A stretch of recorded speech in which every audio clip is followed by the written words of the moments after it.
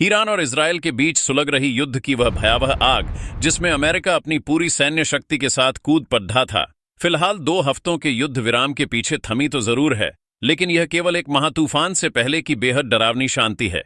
मध्य पूर्व के तपते रेगिस्तान में इजराइल, अमेरिका और ईरान के मध्य जो भीषण तनाव व्याप्त है, उसने संपूर्ण विश्व की धड़कनें तेज कर दी हैं। परंतु इसी बारूद की गंध और धुएं के बीच भारत ने एक ऐसी कूटनीतिक और सामरिक चाल चल दी है जिसने चीन के होश फाख्ता कर दिए हैं। क्या आप कल्पना कर सकते हैं कि जब संसार की महाशक्तियां पश्चिम के युद्ध में बुरी तरह उलझी हुई हैं, तब भारत ने अचानक अपनी सबसे विनाशकारी तलवार को म्यान से निकालकर दक्षिण दिशा की ओर क्यों कर दिया है? अब तक यह माना जाता था कि रफाल का मुख्य कार्य हिमालय की दुर्गम चोटियों पर चीन और पाकिस्तान के लड़ाकू विमानों को धूल चटाना है, मगर अचानक भारत सरकार और वायुसेना ने जो निर्णय लिया है वह बीजिंग के लिए किसी वज्रपात से कम नहीं है। भारत ने अब चीन के विरुद्ध रफाल को ऐसा आदेश थमा दिया है जिसकी कल्पना शायद शी जिनपिंग ने अपने बुरे स्वप्न में भी नहीं की होगी। यह निर्णय केवल सेना की एक सामान्य हलचल नहीं है, बल्कि यह हिंद महासागर के उस असीमित जल क्षेत्र पर भारत के प्रभुत्व की एक नई इबारत है। क्या चीन के विमान वाहक पोतों के पास अब भारत के इस नए चक्रव्यूह का कोई तोड़डट शेष है? ईरान के संघर्ष और वहां व्याप्त अस्थिरता के बीच बीजिंग यह मानकर निश्चिंत बैठा था कि पूरी दुनिया का ध्यान भटक चुका है और हिंद महासागर में अपनी घुसपैठ बढ़ाने का यही सबसे उपयुक्त अवसर है। परंतु उसे इस बात का आभास नहीं था कि भारत की पैनी नजरें उसके एक एक जलपोत पर गड्ढी हुई हैं। आज का भारत वह नहीं है जो शत्रु के प्रहार की प्रतीक्षा करे, बल्कि आज का भारत वह है जो शत्रु के द्वार पर जाकर अपनी प्रचंड शक्ति का प्रदर्शन करना जानता है। अब इस पूरे घटनाक्रम को विस्तार से समझिए कि यह बिसात आखिर है क्या।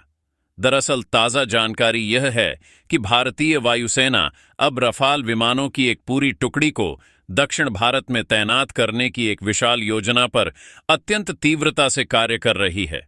अब आपके मन में यह प्रश्न उठेगा कि आखिर दक्षिण भारत में रफाल का क्या प्रयोजन है? वहां तो कोई स्थलीय सीमा नहीं लगती। तो इसका उत्तर यह है कि वहां विश्व का सबसे महत्वपूर्ण और व्यस्त जलमार्ग है जिसे हम हिंद महासागर कहते हैं, और इसी मार्ग के जरिए चीन अपनी मोतियों की माला वाली नीति यानी भारत को चारों ओर से घेरने का षड्यंत्र रच रहा है। चीन पिछले काफी समय से अपने विमानवाहक पोतों और गुप्तचर जहाजों को इस क्षेत्र में बार बार भेजकर उकसाने का प्रयास कर रहा है, लेकिन भारत ने अब स्पष्ट कर दिया है कि यदि चीन ने अपनी सीमा लांघी तो आकाश से रफाल की गर्जना उसे गहरे समुद्र की गहराइयों में दफन करने के लिए पर्याप्त होगी। यह जो रफाल को दक्षिण भारत में भेजने की रणनीति बन रही है, यह सीधे तौर पर चीन की नीले पानी की नौसेना बनने की महत्वाकांक्षा पर एक करारा आघात है। साल 2026 का यह समय बहुत ही जटिल है। एक ओर रूस और यूक्रेन के युद्ध ने यूरोप को मानसिक और आर्थिक रूप से थका दिया है, दूसरी ओर ईरान और अमेरिका के मध्य बढ़ते तनाव ने तेल की कीमतों और वैश्विक व्यापार को संकट में डाल दिया है। ऐसी परिस्थिति में भारत अपनी सुरक्षा व्यवस्था को लेकर तनिक भी ढील देने के पक्ष में नहीं है।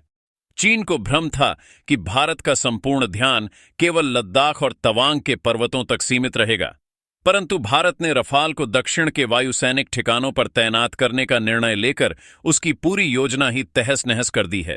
विचार कीजिए कि जब रफाल जैसे अत्याधुनिक लड़ाकू विमान, जिनके पास विश्व की सबसे घातक मिसाइलें जैसे मिट्योर और स्कैल्प हैं, वे जब तमिलनाडु या केरल के वायुसैनिक अड्डों से उड्डान भरेंगे तो पूरे हिंद महासागर में चीन का कोई भी जहाज सुरक्षित नहीं बचेगा। रफाल की समुद्री प्रहार क्षमता इतनी अद्भुत है कि यह समुद्र के बीचों बीच तैरते हुए दुश्मन के बड्ढे बड्ढे किलों यानी विमानवाहक पोतों को क्षण भर में नष्ट कर सकता है।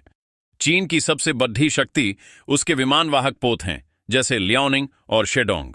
वह इन्हीं के बल पर विश्व को भयभीत करता है। परंतु रफाल के पास वह रडार और वह तकनीक उपलब्ध है जो इन विशालकाय जहाजों को बहुत दूर से ही अपनी जद में ले लेती है। भारत का यह कदम सीधे तौर पर चीन को एक कड्डीडीछा संदेश है कि वह अपनी मर्यादा में रहे, अन्यथा यह समंदर उसकी कब्रगाह बन जाएगा। अब इस पूरी रणनीति को थोड़ा और गहराई से समझने की आवश्यकता है। भारतीय वायुसेना अपनी शक्ति को मात्र भूमि तक सीमित नहीं रखना चाहती। दक्षिण भारत में रफाल की उपस्थिति का अर्थ है कि भारत अब अंडमान निकोबार से लेकर मलक्का जलद मरुमध्य तक अपनी पकड़ DDH अभेद्य बना चुका है। मलक्का वह स्थान है जहां से चीन का 80% व्यापार और ईंधन गुजरता है। यदि भारत ने वहां अपनी शक्ति का प्रदर्शन कर दिया तो चीन की जीवन रेखा भारत की मुट्ठी में होगी। चीन ने हाल के महीनों में मालदीव और श्रीलंका के समीप अपनी गतिविधियां बहुत अधिक बढ़ा दी थीं। उसके खोजी जहाज, जो वास्तव में जासूसी जहाज होते हैं, वे निरंतर भारत के मिसाइल परीक्षण और नौसेना की गतिविधियों पर दृष्टि रखने का कुत्सित प्रयास कर रहे थे। लेकिन अब रफाल के आगमन के बाद उन जासूसी जहाजों के ऊपर हर क्षण भारत की मारक शक्ति का साया मंडराएगा। यह राष्ट्रीय स्वाभिमान का विषय है कि आज भारत अपनी रक्षा आवश्यकताओं के लिए किसी अन्य राष्ट्र की ओर नहीं देख रहा, बल्कि स्वयं अपनी बिसात बिछा रहा है।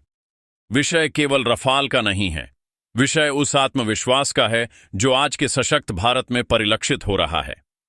अमेरिका और इजराइल की ईरान के साथ जो उलझन है, उसने भारत को एक अवसर प्रदान किया है कि वह अपनी समुद्री सीमाओं को इतना मजबूत बना ले कि कोई परिंदा भी पर न मार सके।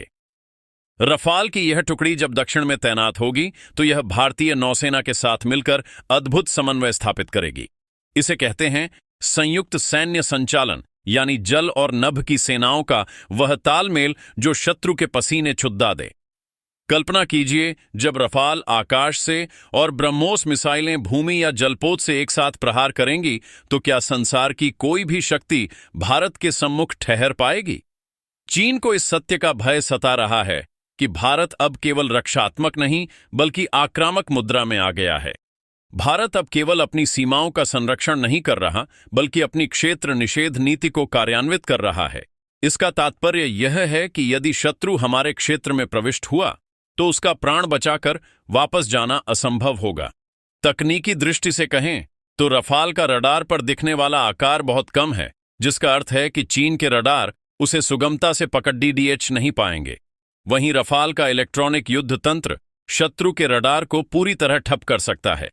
मतलब यह कि शत्रु अंधा हो जाएगा और उसे झांत भी नहीं होगा कि प्रहार किस दिशा से हुआ है। यही वह डर है जो बीजिंग के सत्ता के गलियारों में खलबली मचा रहा है। वर्तमान समय तक भारत के पास रफाल की शक्ति के साथ साथ स्वदेश निर्मित तेजस और अन्य उन्नत विमानों की भी बढ़ी संख्या होगी, परंतु रफाल की भूमिका इसलिए अद्वितीय है क्योंकि इसकी उड्डान की दूरी और इसकी मारक क्षमता का कोई विकल्प नहीं है। इसे हवा में ही ईंधन प्रदान किया जा सकता है, जिसका अर्थ है कि यह कई घंटों तक समुद्र के ऊपर निरंतर उड्डान भर सकता है और चीन की नौसेना की प्रत्येक गतिविधि पर अपनी पैनी नजर रख सकता है। ईरान की वर्तमान दशा ने यह भी पाठ पढ़ाया है कि संकट के समय अपनी निजी शक्ति ही सहायता प्रदान करती है। रूस अपने संघर्ष में व्यस्त है और अमेरिका मध्य पूर्व में फंसा हुआ है। ऐसे में भारत का रफाल को लेकर लिया गया यह निर्णय यह दर्शाता है कि हम आत्मनिर्भरता की ओर कितनी तीव्रता से अग्रसर हैं। भारत ने रफाल के लिए जो लंबी दूरी की जहाज रोधी मिसाइलें तैयार की हैं, वे चीन के लिए यमराज सिद्ध होंगी। यहां एक तथ्य और समझने योग्य है कि चीन की अर्थव्यवस्था का पूरा आधार उसके निर्यात पर टिका है और वह निर्यात इसी हिंद महासागर के जलमार्ग से होता है। भारत ने वहां रफाल तैनात करके चीन की आर्थिक नब्ज पर अपना हाथ रख दिया है। यह एक अत्यंत प्रभावशाली कदम है। यदि चीन ने लद्दाख में कोई भी दुस्साहस किया तो भारत उसका गला हिंद महासागर में घोंट देगा। क्या आपको प्रतीत होता है कि चीन अब भी अपन विस्तारवादी नीति को जारी रख पाएगा? भारत का यह आक्रामक तेवर देखकर तो ऐसा बिल्कुल नहीं लगता। आज प्रत्येक भारतीय का मस्तक गर्व से ऊंचा हो जाता है जब वह देखता है कि विश्व के बढ़े बढ़े विवादों के बीच भी हमारा देश अपनी सुरक्षा के साथ तनिक भी समझौता नहीं कर रहा।